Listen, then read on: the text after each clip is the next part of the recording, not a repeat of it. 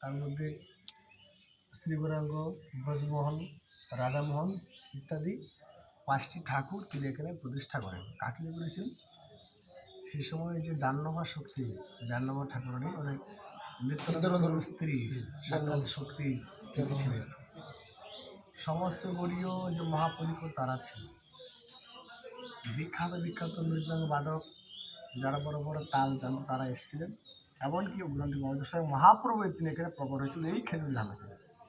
এতই কীর্তনের তাল বাদ্যযন্ত্র রস হয়েছিল, স্বয়ং ভগবান এখানে প্রকট হয়েছিল হয়ে মহোৎসবের মধ্যেই এই 5 ঠাকুরকে এখানে প্রতিষ্ঠা করা হয়, যে 5টি এখন বর্তমানে সেখানে বিরাজমান এই ক্ষেত্রে।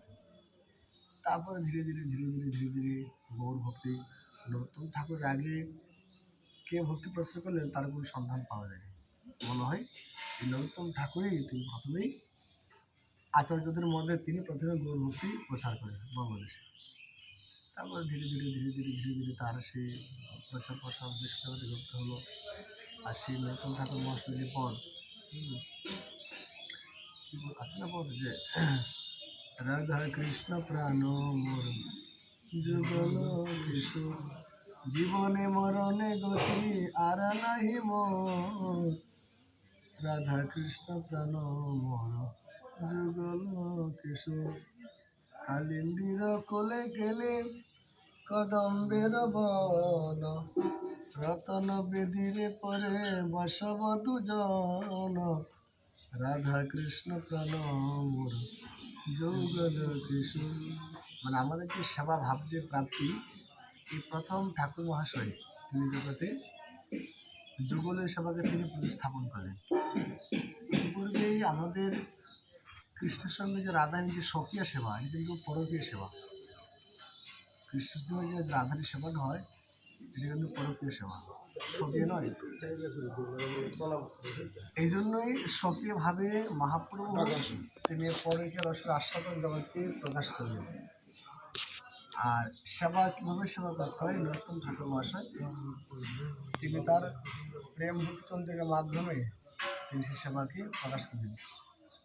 কালিন্দির কুলে কেলি কদম্বের বন কালিন্দির কুলে কেলি কদম্বের বন রতন বেদিরে পরে বসব দুজন রতন বেদির পরে বসব দুজন রাধা কৃষ্ণ প্রাণ মোর যুগল কিশোর শ্যাম গৌরী অঙ্গে দিব ছোঁয়া চন্দনের গন্ধ শ্যাম গৌরী অঙ্গে দিব ছোঁয়া চন্দনের গন্ধ অধরে তেলিয়া দিব কর্পূর তাম্বুলে রাধা কৃষ্ণ প্রাণ যুগল কিশোর।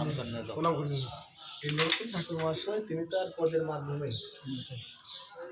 সমস্ত যে শাস্ত্রের অনুভূতি, বেদ বেদান্ত স্মৃতি শ্রুতি তন্ত্রমন্ত্র উপনিষদ সমস্ত শাস্ত্রকে মন্থন করে তিনি প্রেম ভক্তি তিনি প্রকাশ করলেন।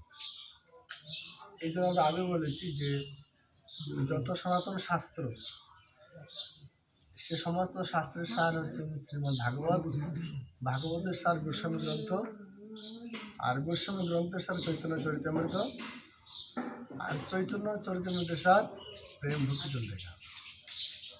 আমরা যাহা কিছু করি মানে ব্রজের যে যুগল সেবাটা, এটা যদি মহাপ্রভু না আসেন পরবর্তীকালে নরোত্তম ঠাকুর মহাশয় তিনি তার গ্রন্থের মাধ্যমে তিনি ফুটিয়ে তুলেন। মহাপ্রভু যে কেবল হরিনাম সংকীর্তন দিয়ে যায়নি, তিনি যোগ ধর্ম হয় অংশ হইতে আমাবি না অন্য নারী ব্রজ প্রেম দিতে। এটি মহাপ্রভুর বিশেষ রহস্য, তিনি ব্রজভক্তির সন্ধান দিলেন। যদি মহাপ্রভু না আসতো তাহলে ব্রজভক্তির সন্ধান জগতের জীব জানতে পারত না। নাম সংকীর্তন প্রচার হতো, এটি মহাপ্রভু বহিরাঙ্গ প্রচার হতো, কিন্তু রাধাভাবে যে সেই ব্রজপ্রেম আস্বাদন এটি মহাপ্রভু ছাড়া কেউ পারতেন না। আর এই প্রসঙ্গটি কিন্তু দূর করে গেল পরবর্তীকালে নরোত্তম ঠাকুর মহাশয় দেখবেন পদের মধ্যে কি বলছেন? শ্যাম গৌরী অঙ্গে দিব চুয়া চন্দনের গন্ধ, এই যে সবার ভাব। শ্যাম গৌরী অঙ্গে